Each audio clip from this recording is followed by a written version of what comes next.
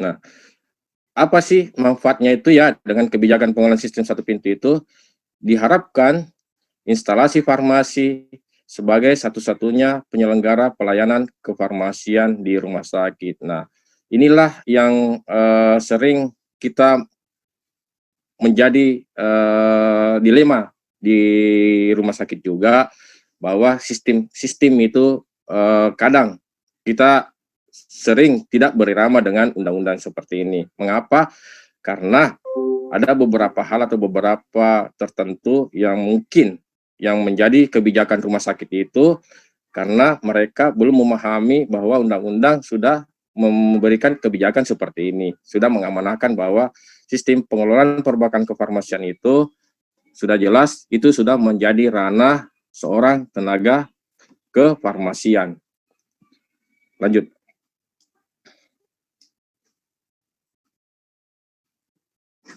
Nah, bagaimana peran penting tenaga farmasi di era COVID-19 ini ya? Nah, kalau kita melihat secara luas bahwa peran tenaga farmasi itu bukan cuma di 3 peran ini ya, peran di rumah sakit, di apotik atau komunitas maupun di distributor. Ada juga peran tenaga teman-teman kita itu di puskesmas maupun di dinas kesehatan maupun di segi ilmiah. Cuma di sini saya membatasi dulu materinya bagaimana peran tenaga farmasi kita di rumah sakit dan kaitannya sedikit karena pelayanan kefarmasian itu dengan bagaimana pelayanan kefarmasian di apotik dan komunitas. Cuman ya ada sedikit perbedaan saja di antara apotik maupun di rumah sakit dalam sistem pelayanannya, dalam aspek manajerial maupun dalam aspek kliniknya tetap hampir sama, cuman ada yang beberapa hal yang membedakan di dalam sistem pelayanan tersebut. Lanjut. Nah, kalau kita berbicara atau memahami bagaimana peran tenaga farmasi di rumah sakit itu, bahwa peran tenaga farmasi di rumah sakit itu adalah ada 2 aspek. Sebenarnya dari Permenkes 72 tahun 2016 itu ya, tentang standar pelayanan minimal farmasi rumah sakit, aspek manajerial maupun aspek kliniknya. Nah, mengapa saya sentil sedikit di sini aspek pelayanan sterilisasi, bukan karena saya sebagai kepala instalasi CSSD ya, tetapi di sini kita bisa lihat latar belakangnya juga bahwa ternyata peran tenaga farmasi itu di sterilisasi sangat-sangat berperan aktif juga. Nah, sebentar saya akan jelaskan juga sedikit masalah bagaimana peran tenaga farmasi itu di unit sterilisasi. Jadi kalau kita melihat ini peran tenaga farmasi di rumah sakit itu yang di sini nanti kita bahas ini bagaimana sistem pengelolaan sediaan farmasinya ya, karena kalau kita menjabar luaskan lagi pelayanan farmasi klinik itu mungkin jauh terlalu luas. Di sini mungkin di klinik ini kebanyakan di peran serta dari para teman-teman kita, teman apoteker. Lanjut, Pak. Nah, bagaimana sistem pengelolaan perbekalan sediaan farmasi dan alat kesehatan dan bahan medis habis pakai? Mungkin dari kalau kita lihat ini mulai dari pembelian, perencanaan kebutuhan, pengadaan, penerimaan, penyimpanan, pendistribusian, pemusnahan dan penarikan, pengendalian dan pencatatan dan pelaporan. Nah, sama halnya dengan bagaimana teman-teman juga di farmasi komunitas atau di apotik itu, jadi hampir sama seperti ini sistem pengelolaan sediaan farmasinya ya, yang kita laksanakan. Nah, kita masuk ke pemilihan dulu. Lanjut. Nah, apa sih yang dimaksud dengan pemilihan itu? Pemilihan itu adalah suatu kegiatan untuk menetapkan jenis sediaan farmasi, alat kesehatan, dan bahan medis habis pakai sesuai dengan kebutuhan. Nah, di dalam masa pandemi COVID-19 ini, kegiatan inilah yang perlu kita betul-betul analisa. Sekarang misalnya satu contoh pembelian APD.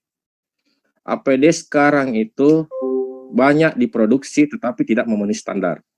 Padahal untuk kita menyiapkan standar APD khususnya baju hazmat itu minimal level isolasi level 3. Inilah yang kadang yang teman-teman karena ingin mencari barang murah tetapi tidak memenuhi standar. Kasihan teman-teman di ruang perawatan. Nah, bagaimana mungkin kita bisa tahu bahwa APD ini yang kita beli atau yang kita gunakan ini sudah memenuhi standar buat teman-teman tenaga perawat khususnya medik, perawat maupun bidan yang melaksanakan pelayanan langsung kepada pasien di rumah sakit.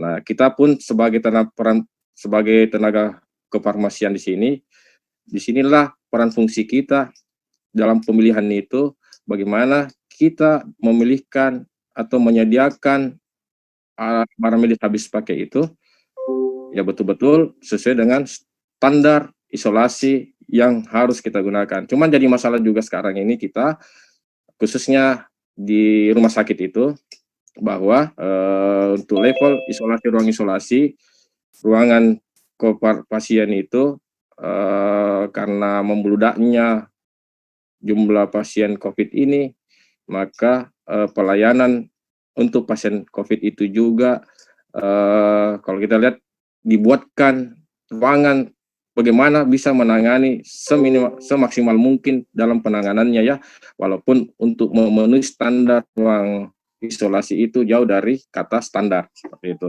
Sama halnya juga bagaimana dengan Sedan Farmasi ini, APD ini ya alhamdulillah karena dari bulan Maret sampai dengan akhir Juli ini beberapa perusahaan farmasi sekarang sudah karena bahan baku mungkin sudah tersedia, sudah beberapa dari mereka sudah memproduksi betul-betul bagaimana APD standar sesuai untuk ruang isolasi. Jadi kalau kemarin-kemarin awal-awal COVID ini, kita sebagai peran kita tenaga farmasi itu bagaimana minimal menyiapkan APD itu kepada teman-teman medis maupun perawat dan kebidan di rumah sakit itu yang ada dulu seperti itu. Apa yang bisa mereka gunakan dulu minimal proteksi diri di dalam memberikan pelayanan COVID ini.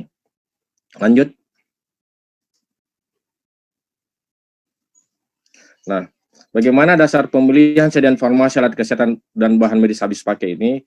Nah, ada standar formularium pengobatan maupun pedoman diagnosa dan terapi. Yang kedua, standar sediaan farmasi, alat kesehatan, dan bahan medis habis pakai yang telah ditetapkan. Ada pola penyakit. Nah, inilah dasar pemilihan paling utama. Ini kita lihat ini pola penyakit ini karena sekarang kasusnya tertuju di COVID ini, jadi ya terserang pedoman diagnosa terapi kita maupun formularium standar pengobatan di rumah sakit kita ataupun di sarana pelayanan kesehatan pasti berubah drastis. Nah, awal-awal seperti yang saya jelaskan tadi bahwa di awal masa pandemi ini karena ketakutan fobia masyarakat termasuk kita pun nakes juga terjadilah ras memborong semua yang berkaitan dengan memproteksi diri, misalnya pembelian masker, pembelian hand sanitizer, ya.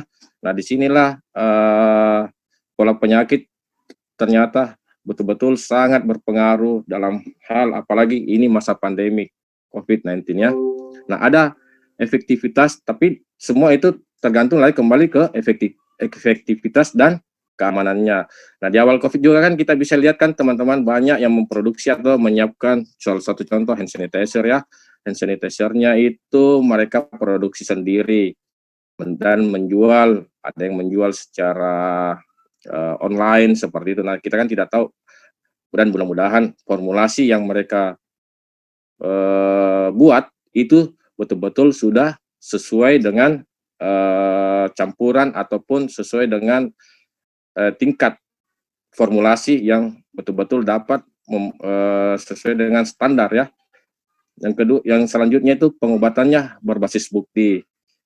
Ada mutu, harga, ketersediaan di pasaran. Nah, ini tadi saya jelaskan bahwa ketersediaan di pasaran ini betul-betul di awal masa COVID ini sampai di sekarang ini sudah dijelaskan juga tadi pemateri sebelumnya bahwa banyak kendala-kendala yang kita hadapi di masyarakat ini ya, apalagi dengan standar-standar yang betul-betul dapat memberikan proteksi yang betul sangat aman dan safety buat teman-teman kita. Lanjut. Nah, kita masuk ke perencanaan kebutuhan. Perencanaan kebutuhan itu kegiatan untuk menentukan jumlah dan periode pengadaan sedan farmasi, alat kesehatan, dan bahan medis dipakai sesuai dengan kegiatan pemilihan untuk menjamin terpenuhnya kriteria tepat jenis, tepat jumlah, tepat waktu.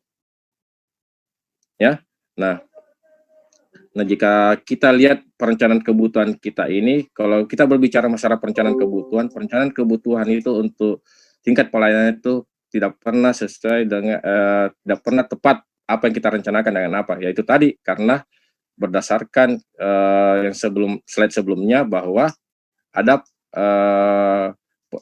pengobatan berbasis bukti maupun ada kasus pandemi seperti ini ya. Jadi kemarin misalnya kita merencanakan ini kan hazmat di luar, sebelumnya ini APD ini di luar dari kebutuhan rutin kita, tapi karena masa pandemik tiba-tiba kebutuhan APD ini sangat membludak karena seperti itu ada kasus pandemi. Nah, salah satu contoh itu di rumah sakit Paru Sulianti Saroso itu penggunaan hazmatnya sehari itu informasi dasarnya sampai ratusan. Nah, bagaimana kita di rumah sakit yang ada di daerah timur ini? Mereka saja kekurangan, apalagi kita. Ya, tapi alhamdulillah semua itu mungkin dari inovasi kita juga sebagai tenaga kefarmasian di rumah sakit.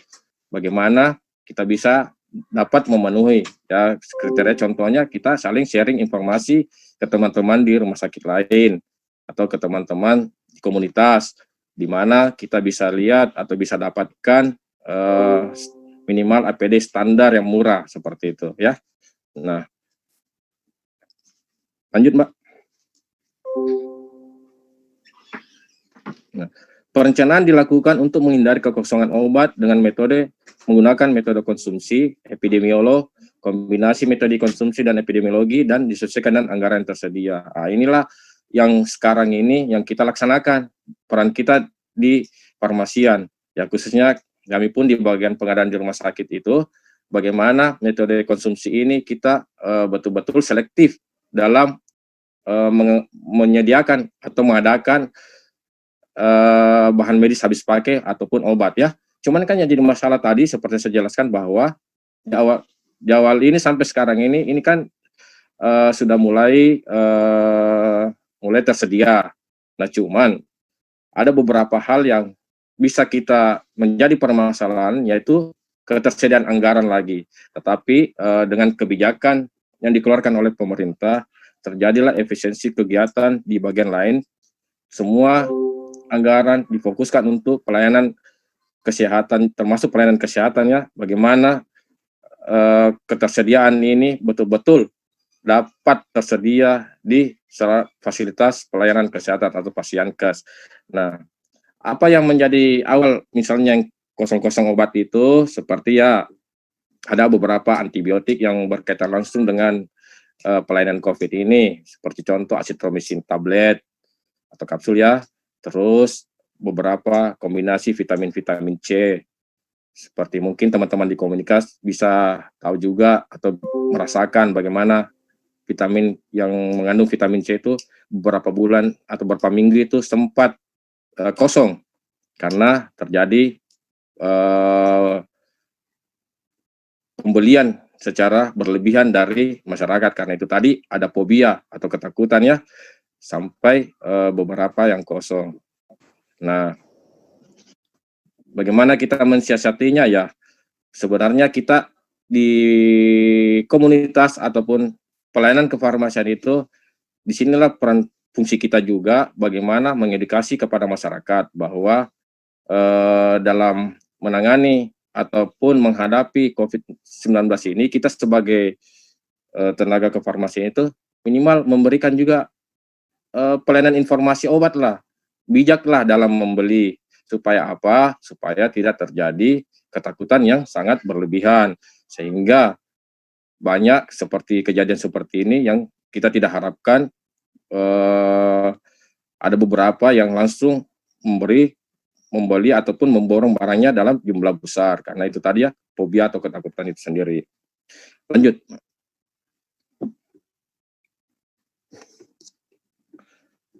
Nah, bagaimana kita mengadakan yang efektif atau selanjutnya itu pengadaan, yaitu pengadaan itu adalah menjamin ketersediaan jumlah dan waktu yang tepat dan harga yang terjangkau dan sesuai dengan standar mutu. Nah, inilah yang saya katakan tadi bahwa kalau kita mencari di awal pandemi COVID ini berbicara standar mutu, pastilah jauh dari standar mutu yang ada.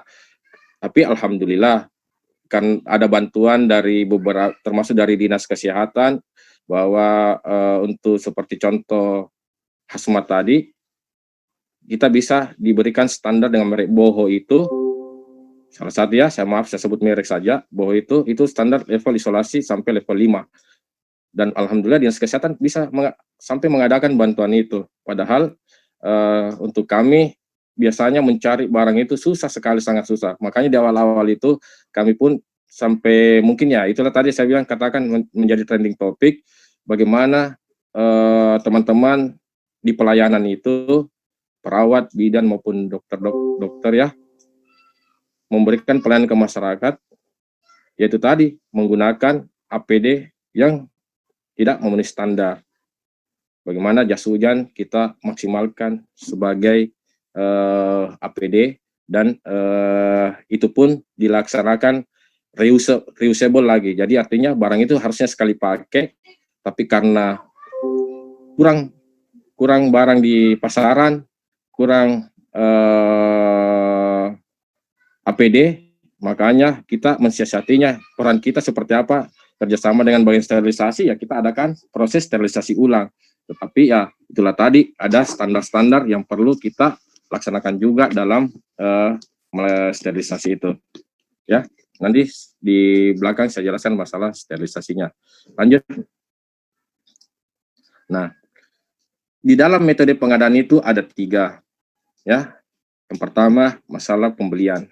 Nah, bagaimana aspek yang harus kita perhatikan kalau untuk masa pandemi COVID ini, mungkin dari gambar slide ini tidak memenuhi standar ya, karena ini pembelian ini gambar ini mungkin saya ambil pada saat zaman kita masih hidup di era normal, artinya sebelum masa COVID-19. Tetapi kalau di masa COVID-19 ini, pelayanan kita terutama teman-teman di komunitas ini ya, minimal proteksi diri lah, menggunakan APD juga, minimal masker, terus Google atau face shield, dan jaraknya tidak terlalu dekat seperti gambar ini ya, slide ini. Nah, dalam pembelian ini ada beberapa aspek yang harus kita perhatikan. Yang pertama, kriteria sediaan farmasi, alat kesehatan, dan barang medis habis pakai. Nah, ada kriterianya, jangan sampai kita mengadakan sediaan farmasi itu tidak memenuhi standar. Yang kedua, persyaratan pemasok. Ya, persyaratan pemasok seperti kita ketahui, mereka memiliki izin-izin edar, memiliki persyaratan-persyaratan lain sudah ditetapkan oleh pemerintah. Terus penentuan waktu pengadaan dan kedatangan. Nah, inilah kendala-kendala yang kita temui, bagaimana kedatangan sewaktu kita mengadakan perbekalan alat kesehatan itu. Ya, apalagi terjadi dengan kaitannya dengan di distributor, supply chain-nya ya, mulai rantai pasoknya, mulai dari barang kita pesan sampai barang datang itu, disitulah ada kendala-kendala yang kita temui. Nah, pemantauan rencana pengadaan sesuai jenis, jumlah, dan waktu. Jadi, apa yang kita rencanakan, apa yang kita adakan, sudah sesuai dengan jenis yang kita butuhkan, dan bersama dengan jumlah dan waktu yang kita terima itu sudah memenuhi standar yang kita harapkan. Karena kita pun di dalam pelayanan kefarmasian ini, khususnya di era COVID ini, semua itu serasa sito-sito semua ya. Pokoknya pesan pagi ini, kalau bisa hari ini juga datang, seperti itu. Cuman ya, kendala di lapangannya tidak seperti itu yang kita harapkan. Kadang kita menunggu barang yang kita butuhkan, atau produk yang kita harapkan, barang medis habis pakai yang kita butuhkan itu, kadang kita pesan tidak sesuai dengan apa yang kita harapkan. Kalaupun ada, syukur-syukur alhamdulillah. Tetapi ya kebanyakan kendalanya di beberapa distributor itu banyak kosong. Justru kita miris, kok di online banyak barang yang kita butuhkan atau barang medis habis pakai ini yang kita butuhkan ini untuk teman-teman pelayanan kesehatan di rumah sakit, di puskesmas maupun di apotek itu kok banyak yang jual-jual online. Nah, inilah mungkin yang menjadi tantangan pemerintah ya, bagaimana menertibkannya itu. Apakah di distributornya yang menyalurkannya tidak sesuai dengan persyaratan, ataukah ada aspek atau hal-hal yang lainnya yang mungkin yang terjadi di lapangan yang di luar dari perhitungan kita ya, seperti itu. Nah, yang kedua, metode pengadaan kedua itu lanjut produksi sediaan farmasi. Nah, kenapa kita harus memproduksi? Di sinilah kita punya inovasi sendiri ya.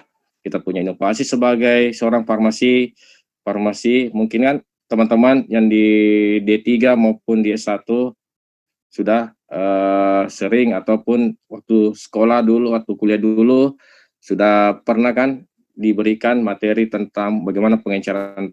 Nah, ada beberapa yang harus peran kita di masa COVID ini sebagai tenaga farmasi itu tidak semua barang itu atau tidak semua ketersediaan barang medis habis pakai itu harus kita sumbernya dari pembelian ya. Nah, disinilah inovasi kita sangat-sangat dibutuhkan. Seperti apa? Misalnya contoh, pembuatan hand sanitizer ya. Kan kita cukup menyediakan alkohol 70%, hidrogen peroksida maupun gliserin diberikan lagi satu tambahan yang lain ya.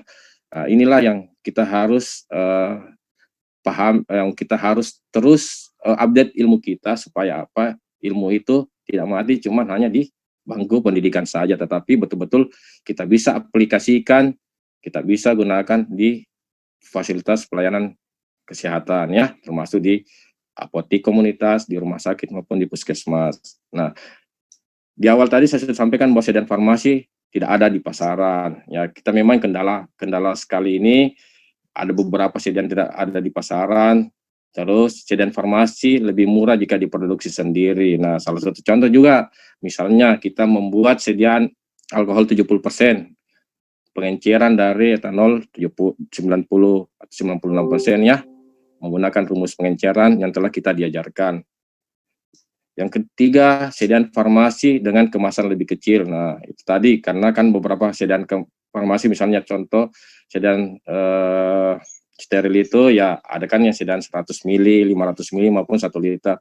Kita bisa produksi atau buat dalam sediaan farmasi yang kecil-kecil sesuai dengan kebutuhan. Atau ada sediaan farmasi yang tidak stabil dalam penyimpanan. Mungkin teman-teman dari PTK maupun dari farmasi ini sudah tahu bagaimana tentang bicara stabilitas produk farmasian ya. Nah, yang selanjutnya, metode pengadaan selanjutnya yang ketiga itu adalah sumbangan, dropping atau hibah. Nah, ini yang di awal masa pandemi COVID ini, disinilah kita juga peran kita sebagai seorang tenaga farmasi, sumber-sumber yang kita bisa dapatkan itu bukan cuma dari pembelian juga. Jadi ada beberapa sumbangan dropping hibah yang bersumber dari instansi pemerintah, badan usaha milik negara atau milik daerah, swasta, perorangan ormas dan lain-lain. Nah, di awal pandemi COVID ini, alhamdulillah semua yang kita terkhusus misalnya APD itu banyak kita menerima donasi, apalagi kita tahu bahwa rumah sakit itu ada yang betul ditunjuk tertentu, artinya tidak semua rumah sakit itu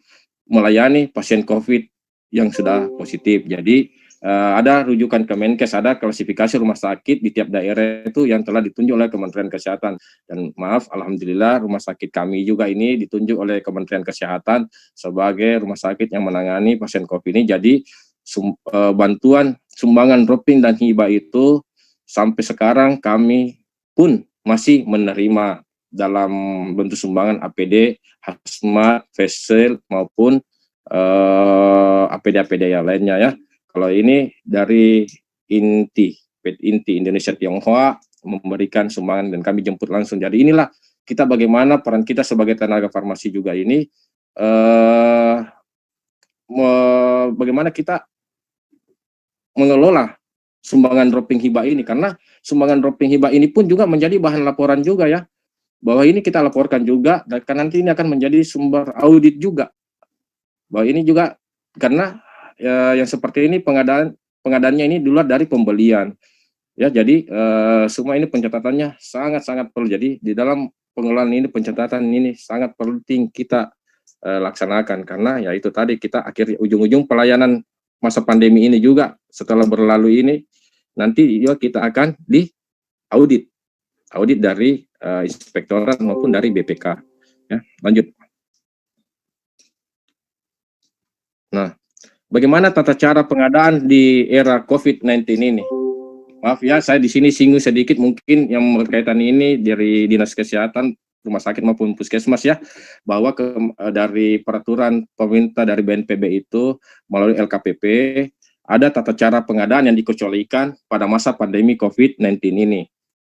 Nah, inilah yang bisa kita jadikan sebagai acuan ya. Yang pertama tahap pengadaannya itu dari perencanaan. Perencanaan itu kita betul-betul bagaimana tahapan pengadaan barang atau jasa penanganan COVID di era COVID-19 ini. Perencanaannya itu yang pertama identifikasi kebutuhan. Jadi betul-betul apa yang berkaitan dengan penanganan COVID ini harus didahulukan. Yang kedua, analisa ketersediaan sumber daya maupun penetapan cara pengadaannya. Nah, ini penetapan cara pengadaannya sekarang ini kita diberikan keluasan dulu, tapi ya ada tahapan batasan-batasannya. Misal di mana penetapan caranya nih, pengadaannya ini bisa kita langsung mengadakan pengadaan langsung, ataupun bisa mengadakan harganya di luar dari harga e-katalog atau di harga yang telah ditetapkan oleh pemerintah. Tapi semua itu nanti pada akhirnya ya pemeriksaannya betul-betul sangat ketat juga. Yang kedua, penunjukan penyedia. Penunjukan penyedia itu berdasarkan surat SPPBJ ataupun surat perintah mulai kerja atau surat pesanan. Jadi ada SP yang kita keluarkan. Sama juga teman-teman ya, di komunitas atau rumah sakit itu setiap pesanan itu pasti dilengkapi dari surat pesanan ditujukan ke distributor. Pelaksanaan yang ketiga, pelaksanaan pekerjaan.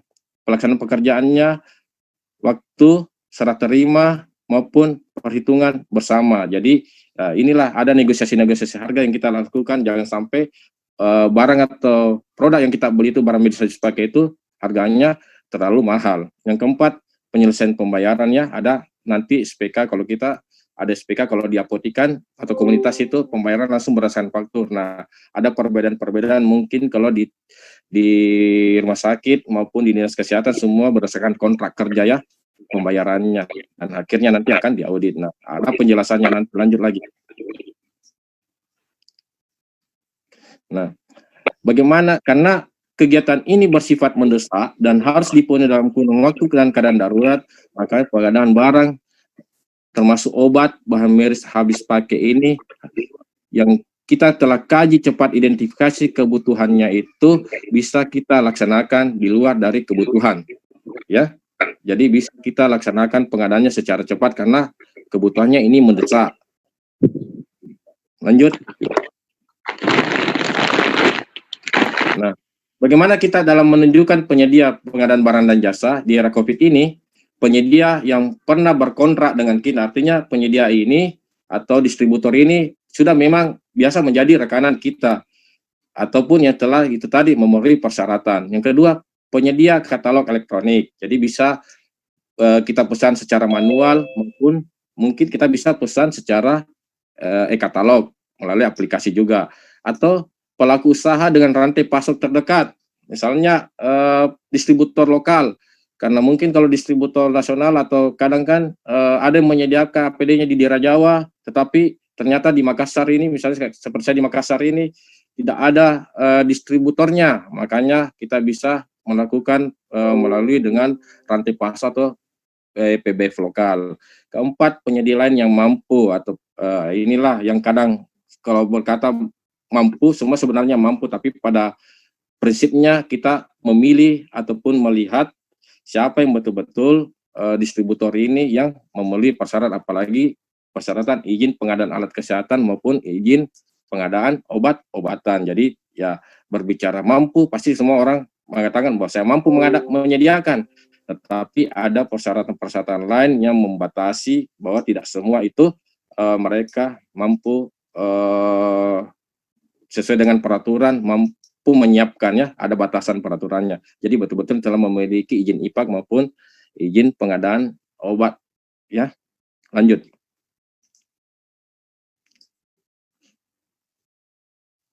Nah, bagaimana dengan kewajaran harga? Inilah yang akan kadang kita menjadi perdebatan kita sebagai tenaga farmasi dalam menyiapkan baik HP ataupun obat di rumah sakit ataupun di pelayanan kesehatan itu ada kewajaran harga. Nah, kalau sekarang kita lihat kewajaran harga memang di atas dari kewajaran harga, tetapi pada prinsipnya semua nanti akan menjadi tanggung jawab pihak penyedia karena mereka lah yang menyiapkan, kita memesan.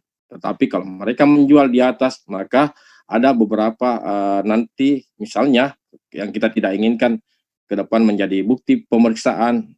Nah, inilah tanggung jawab pihak penyedia dalam membatasi ataupun memberikan kewajaran harga. Yang kedua, disiapkan penyedia untuk diaudit. Jadi, audit pun akan jalan melihat kalau ada yang menjual di atas kewajaran harga. Yang ketiga, penyedia wajib mengembalikan pembayaran apabila terdapat kemahalan. Nah, disinilah kita punya kekuatan juga bahwa pembelian itu, makanya kita jangan membeli dari mengadakan sesuatu itu dari yang tidak resmi. Kalau resmi kan disertai dengan bukti-bukti fakturnya. Nah, kalaupun mereka menjual di atas wajarnya, di atas dari kewajaran harga, nah ada bukti kewajaran harga, jadi mereka pun siap mengembalikan jika kedapatan dari audit nanti. Apa yang menjadi dokumen kewajaran harga itu? Yang pertama bukti pembelian, kontrak, dokumen, dan bukti kewajaran harga yang juga berupa harga yang sudah dipublikasikan. Jadi ya para distributor ini tidak bisa macam-macam juga ya. Mereka pun juga pasti nantinya akan kalau menjual dengan harga terlalu mahal, pasti ujungnya nanti mereka juga akan diaudit juga. Lanjut.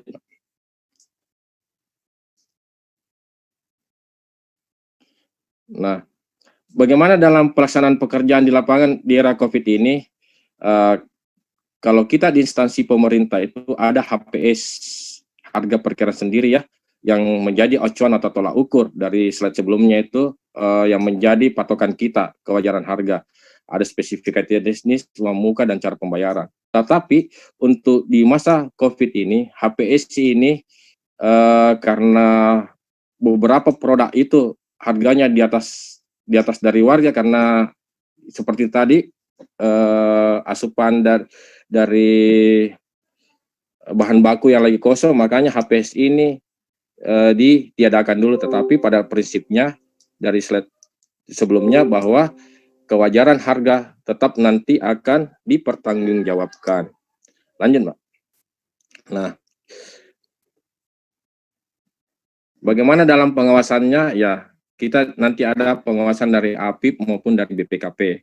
APIP-nya itu kalau kita di instansi pemerintah itu melalui Inspektorat Provinsi atau Inspektorat daerah, kota atau kabupaten maupun dari BPK atau BPKP. Jadi kegiatan ini bertujuan untuk mengurangi atau menghindari masalah yang berhubungan dengan penyalahgunaan wewenang dan segala bentuk penyimpangan lainnya yang dapat berakibat pada pemborosan keuangan negara. Jadi karena kita mengelola keuangan negara, jadi ujung-ujungnya kita siap untuk diaudit. Nah, inilah yang kadang beberapa membuat teman-teman kita di pelayanan kefarmasian itu menjadi ilfil ya, apalagi di bagian pengadaan ini.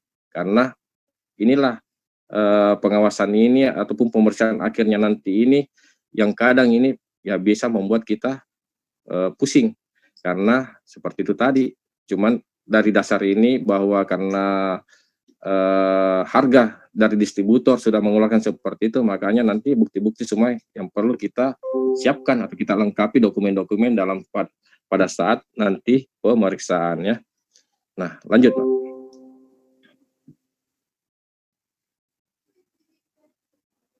Nah, setelah dari pengadaan tadi, kita kan pasti ke penerimaan.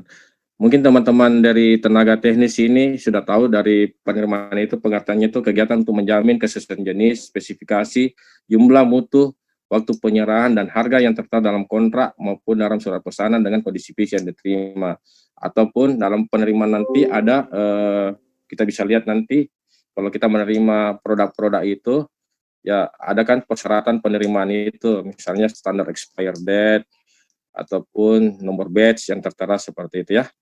Mungkin teman-teman dari yang di bagian tenaga teknis yang di pelayanan ke farmasi ini sudah paham betul bagaimana dalam metode penerimaan yang kita laksanakan di apotik ya. Lanjut. Nah, penyimpanan.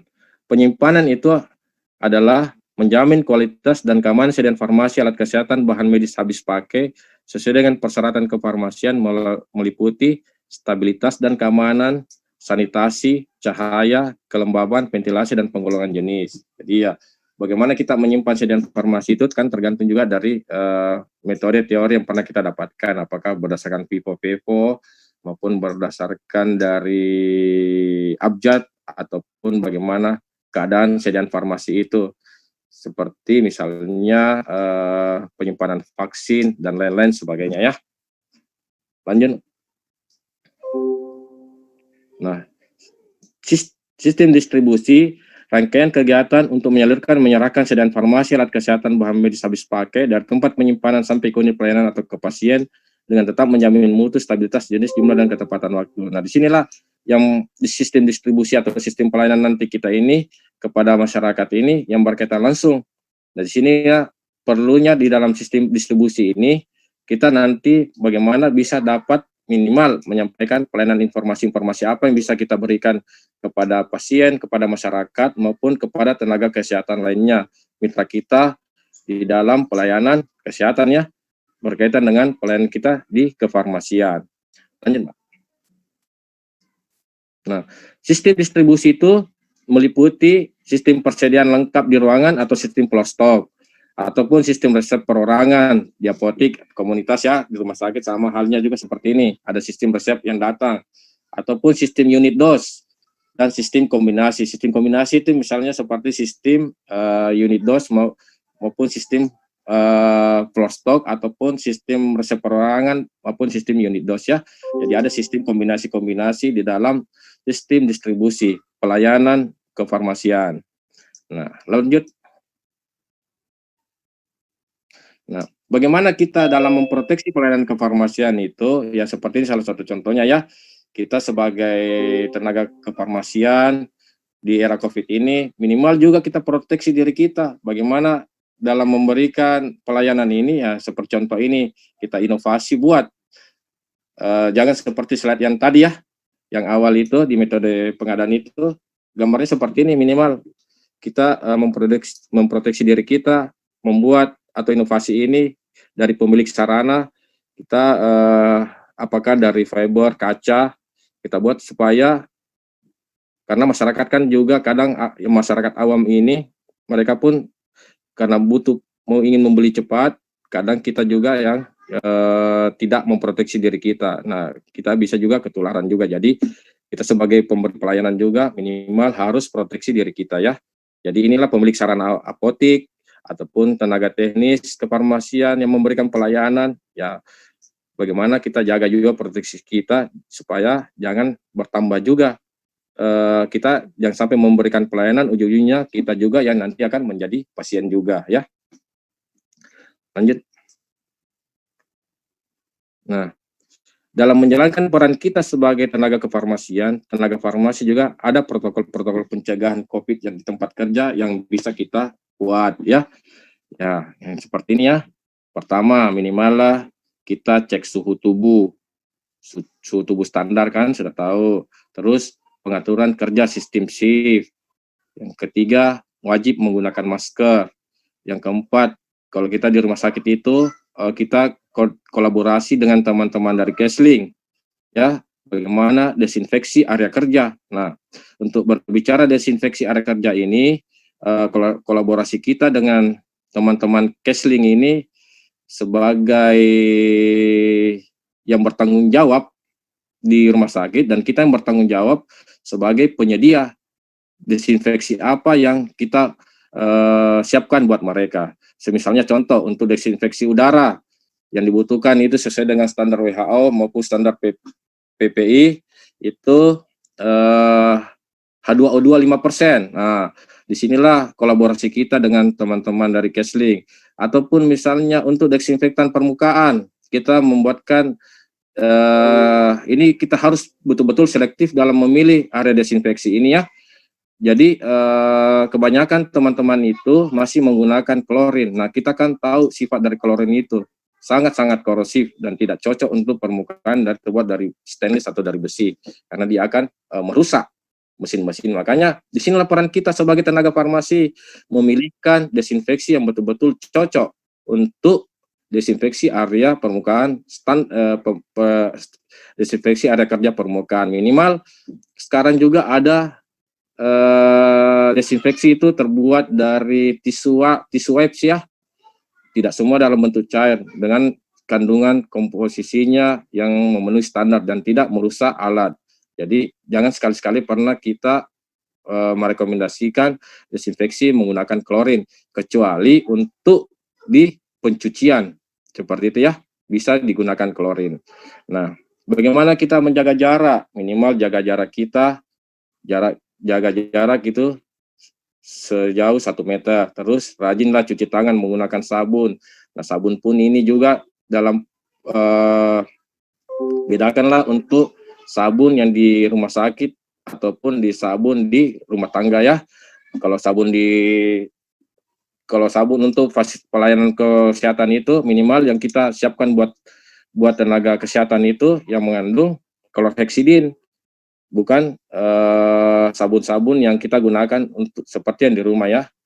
Dan yang terakhir itu bila sedang sakit bekerjalah dari rumah atau work WFH. Jadi minimal kalau kita sudah mempunyai gejala, kita laksanakanlah isolasi mandiri.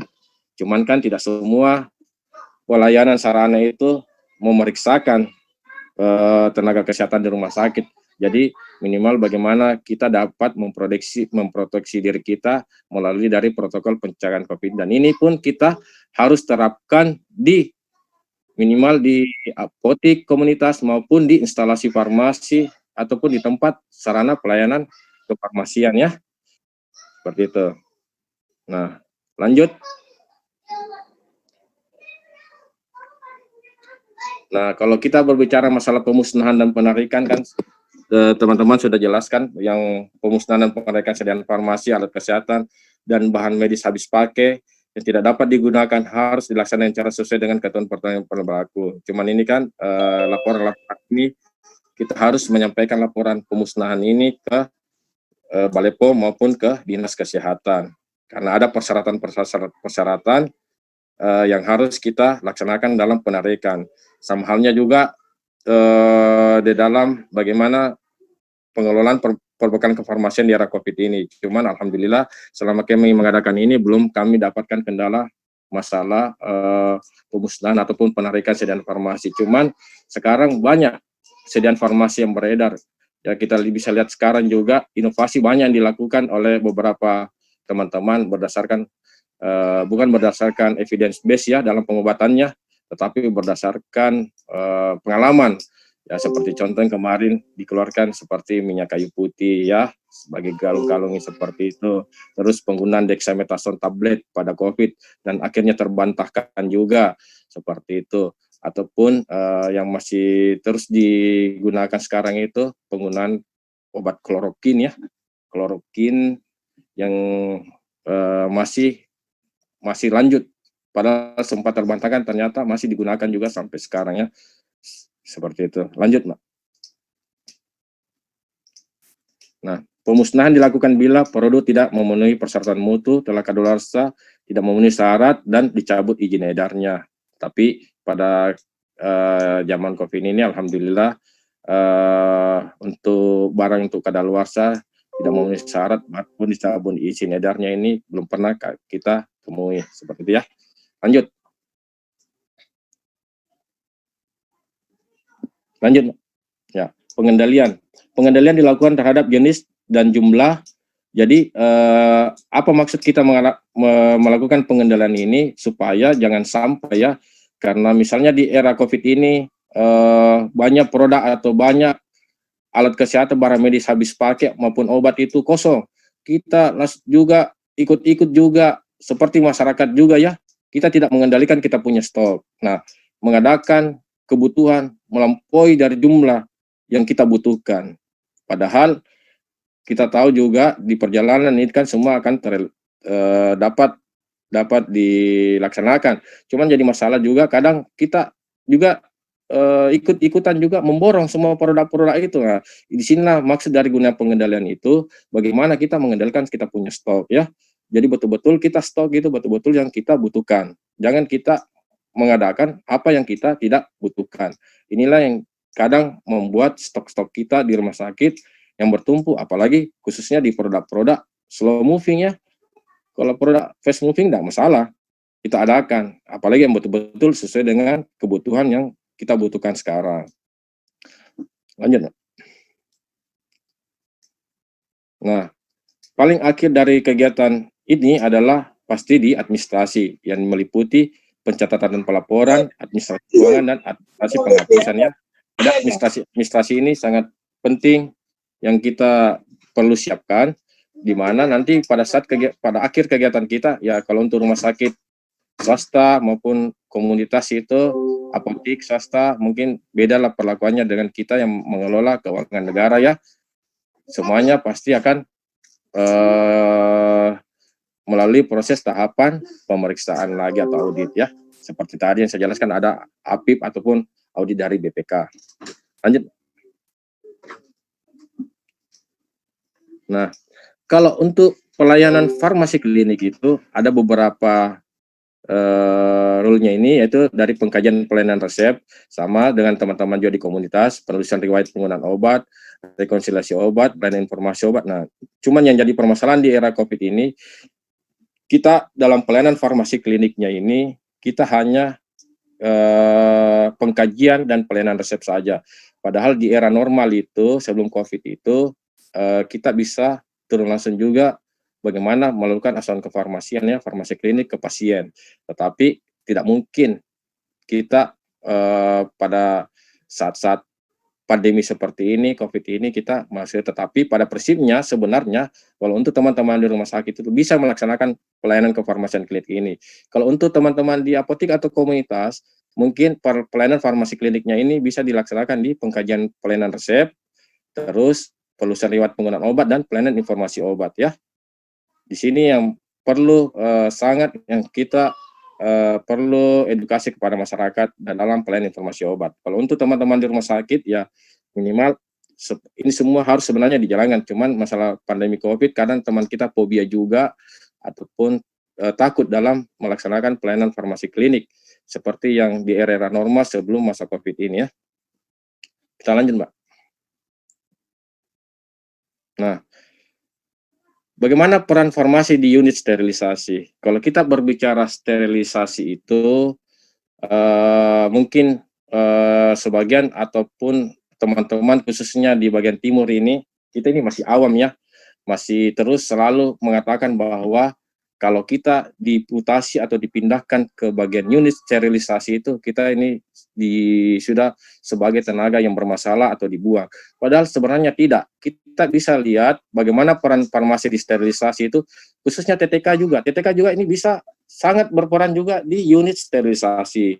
Bisa membantu profesi apoteker juga di unit sterilisasi, bukan cuma di apotik saja, tetapi di unit steril pun, karena di dalam jabatan fungsional tenaga teknis kefarmasian pun itu tahun 2009, uraian pekerjaan farmasi atau TTK itu di sterilisasi itu banyak ya.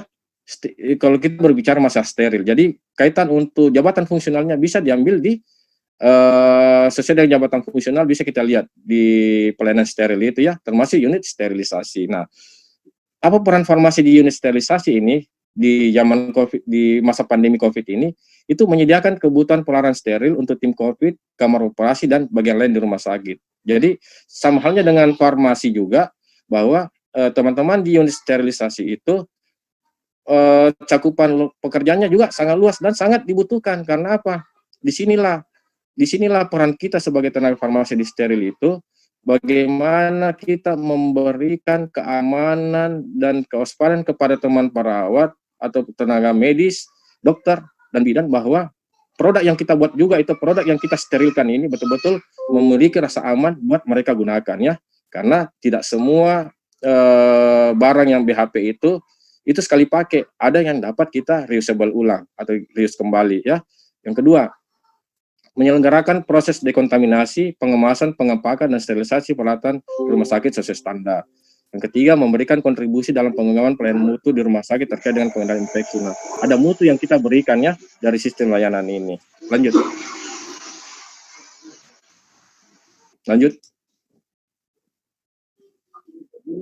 Nah, kalau kita berbicara peran farmasi di unit sterilisasi, sebenarnya ini peran farmasi di sini sudah dituangkan pada tahun 1983 ya, bahwa sebenarnya itu unit sterilisasi itu di bawah naungan dari instalasi farmasi sendiri.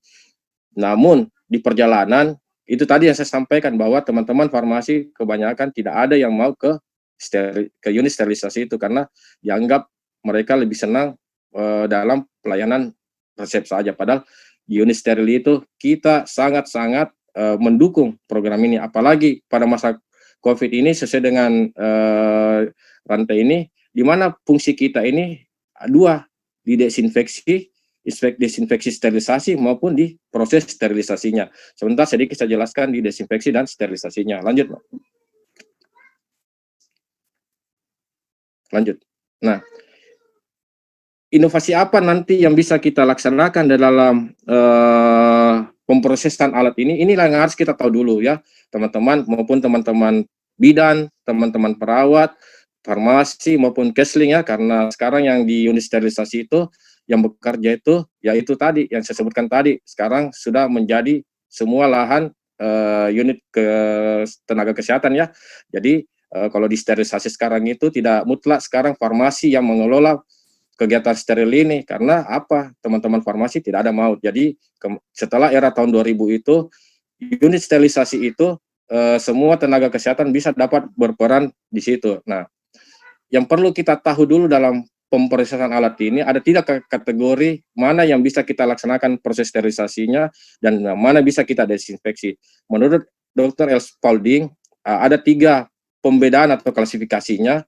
Yang pertama dari non-kritikal, semi-kritikal, dan kritikal. Jadi dari misalnya non-kritikal ini peralatan digunakan hanya kontak dengan permukaan kulit saja, kita cukup dengan disinfeksi saja. Ya, desinfeksi itu mungkin cukup dengan kita melaksanakan pencucian enzimatik saja. Yang kedua, peralatan yang digunakan kontak langsung dengan membran mukosa. Ini yang perlu kita menggunakan DTT, desinfektan tingkat tinggi. Nah, bagaimana di era COVID ini? Inilah gunanya klorin di sini ya.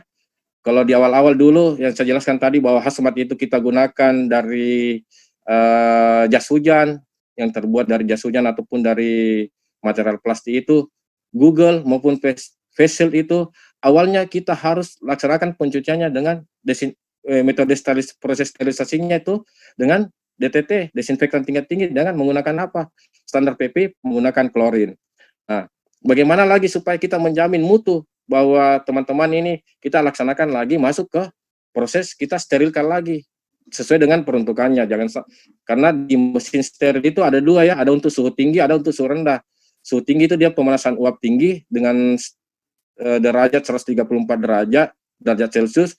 Suhu rendah itu dengan metode pemanasan plasma maupun ethylene oxide dengan 70 derajat. Jadi setelah DTT ini kita bisa lihat lagi APD yang digunakan itu apakah kita sterilkan dengan suhu tinggi maupun dengan suhu rendah ya. Jadi ini kriterianya dulu, kita harus tahu dulu mana yang cukup di desinfeksi tingkat rendah, mana yang di DTT, maupun mana yang di desinfektan dengan metode sterilisasi ya.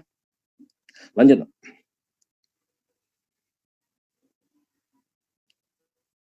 Nah, inilah contoh APD. Jadi kalau dulu di awal masa COVID itu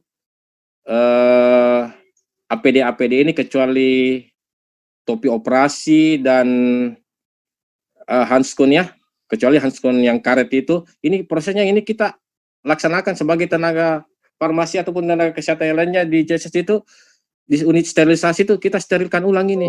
Jadi ini bukan barang yang bisa yang untuk sekali pakai, ini bisa di reuse ya, seperti face shield, kacamata Google-nya, maupun masker N95, tetapi ada persyaratan yang perlu kita penuhi, karena tidak semua juga APD ini yang kita sterilkan itu digunakan untuk semua orang, jadi ada batasan-batasannya juga ya. Lanjut. Nah, contoh batasannya seperti apa yang saya jelaskan tadi. Contoh ini masker N95.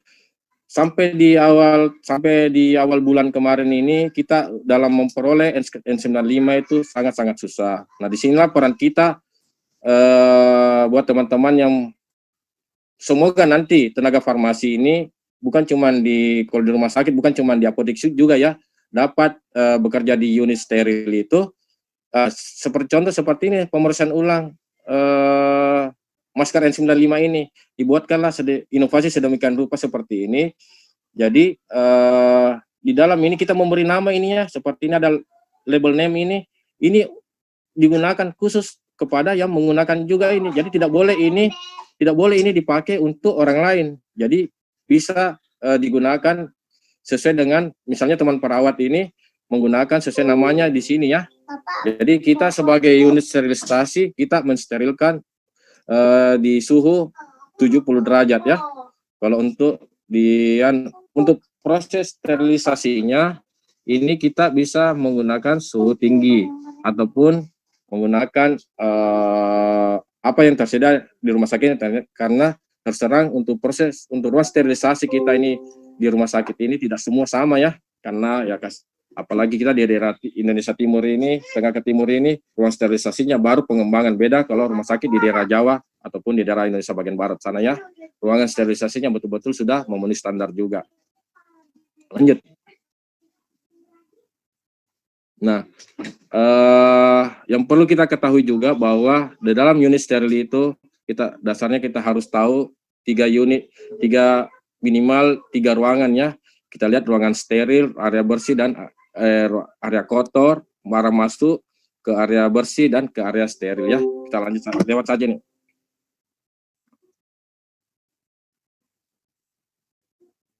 Lanjut, Pak. Nah, bagaimana dengan penggunaan alat-alat ventilator ataupun alat kesehatan di kamar operasi maupun ruang COVID ya, yang digunakan oleh teman-teman, misalnya di kebidanan, pasien section ini ya. Nah, ada prinsip dekontaminasi, pre-cleaning, pembersihan, desinfeksi, dan sterilisasi. Ini nanti mungkin kita bisa baca saja pre-cleaning itu apa, ya. Dari penggunaan alat-alat ini, prosesnya itu. Lanjut ke slide selanjutnya.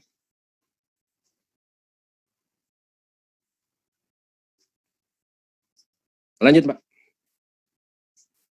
Nah, dari penggunaan alat-alat tadi, di sini kita bisa lihat prinsip-prinsip dekontaminasinya dari pre-cleaning sampai dengan proses sterilisasi. Pre-cleaning itu di mana dilaksanakan? Bisa di ruangan ataupun di ruang steril ya. Lanjut, Pak. Ini bisa mungkin nanti teman-teman baca saja karena waktu juga ya. Pembersihan. Nah, suatu proses menghilangkan kotoran. Prinsipnya APD, limbah, kesehatan petugas maupun pencucian dengan mata ya. Jadi kita proteksi diri juga. Menggunakan air mengalir, sikat deterjen sehingga kotoran ya. Nah, ini contoh cara pembersihannya. Lanjut, cara pembersihannya ini kita bisa membersihkan manual ya, ataupun kita menggunakan mesin washer ya. Jadi kita bisa cuci sikat ataupun kalau di unit steril ini. Lanjut. Nah, kalau sterilisasi mungkin teman-teman dari farmasi sudah tahu ya definisi dari sterilisasi itu menghilangkan, memusnahkan semua bentuk mikroorganisme pada peralatan medis dengan prinsip kontaminasi, transportasi, penempanan, penyimpanan di masyarakat, dan ada juga masa kadaluarsa ya. Ya, kita lanjut lagi.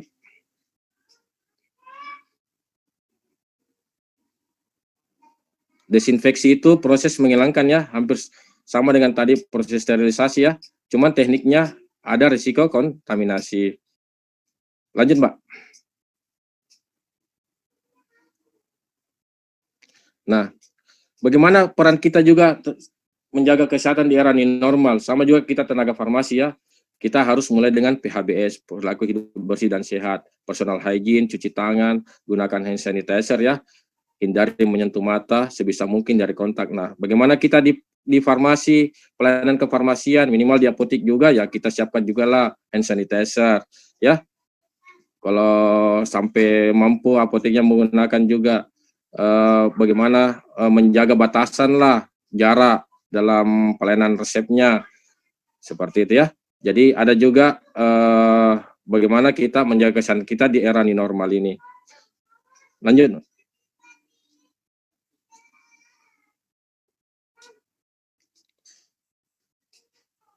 Nah,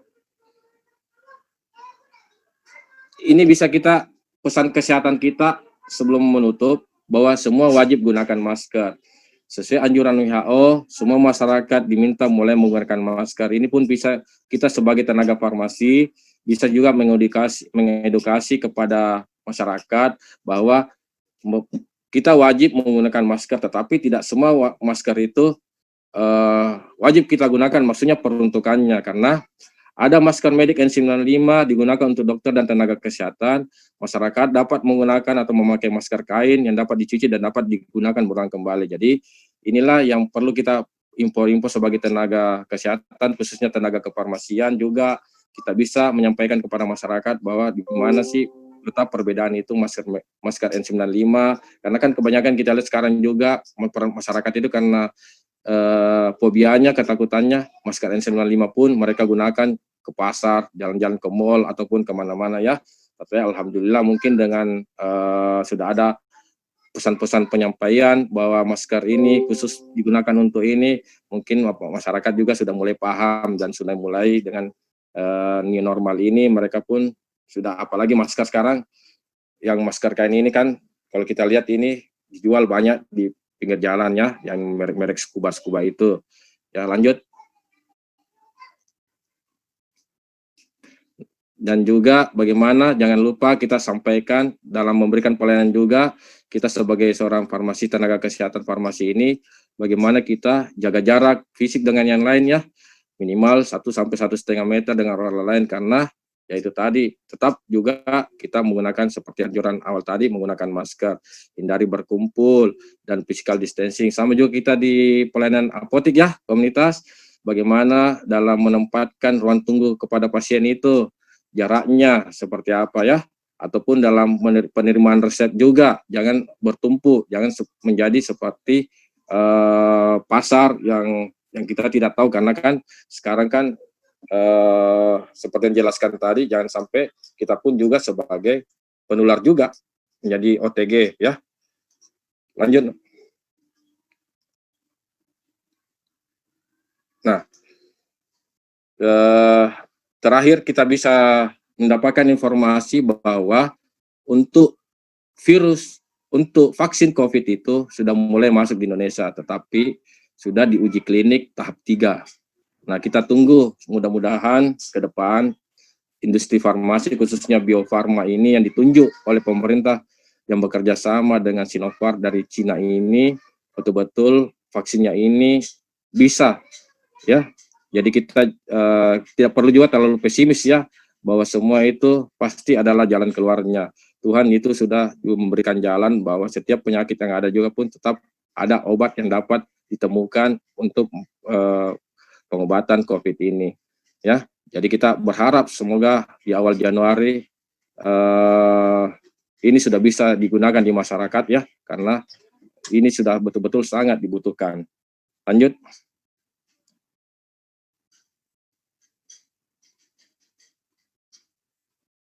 Nah, sebagai kesimpulan, kita sebagai tenaga teknis kefarmasian sangat berperan aktif dalam penanganan COVID-19 melalui pengolahan sediaan farmasi, bahan medis habis pakai secara efektif dan efisien. Jadi peran kita di era COVID ini juga, walaupun tidak bersentuhan langsung dengan pasien, tapi peran kita buat tenaga kesehatan sangat-sangat besar juga ya.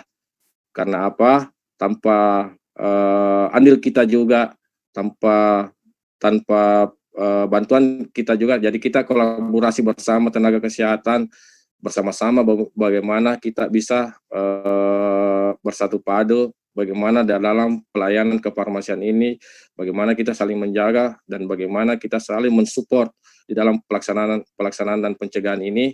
Kita memberikan semaksimal mungkin apa yang bisa kita kerjakan di dalam masa pandemik ini. Ya, terima kasih. Mungkin ini slide yang terakhir ya. Terima kasih atas waktu dan kesempatannya. Lebih dan kurangnya mohon dimaafkan. Assalamualaikum warahmatullahi wabarakatuh. Saya serahkan kembali kepada moderator. Waalaikumsalam warahmatullahi wabarakatuh. Maaf ya, saya jeda sejenak soalnya azan, mungkin kedengaran. Ya. Kedengaran.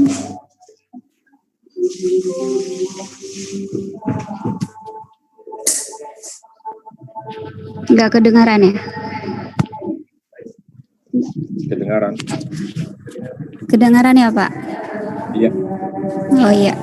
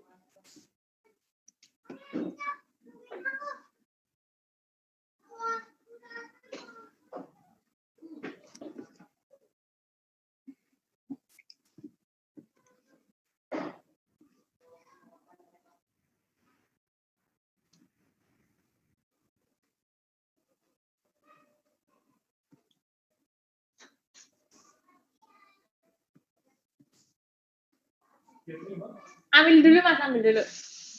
Sama buat temannya. Ya, sama-sama.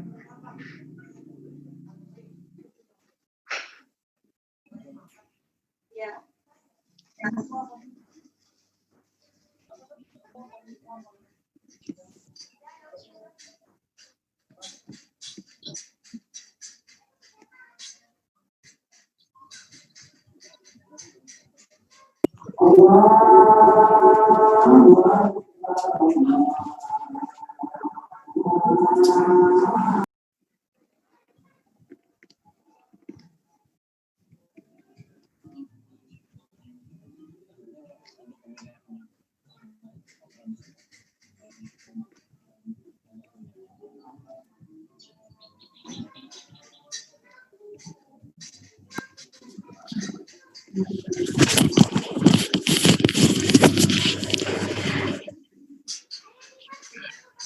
Ya, baik.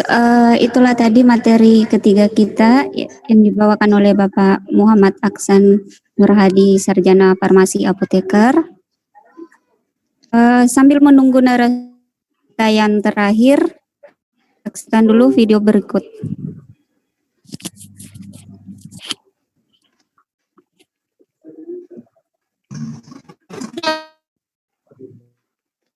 Lanjutlah Kak. Biarin aja. Nanti kamu nggak suka beli. Untuk peserta sabar ya, ini masih dalam proses.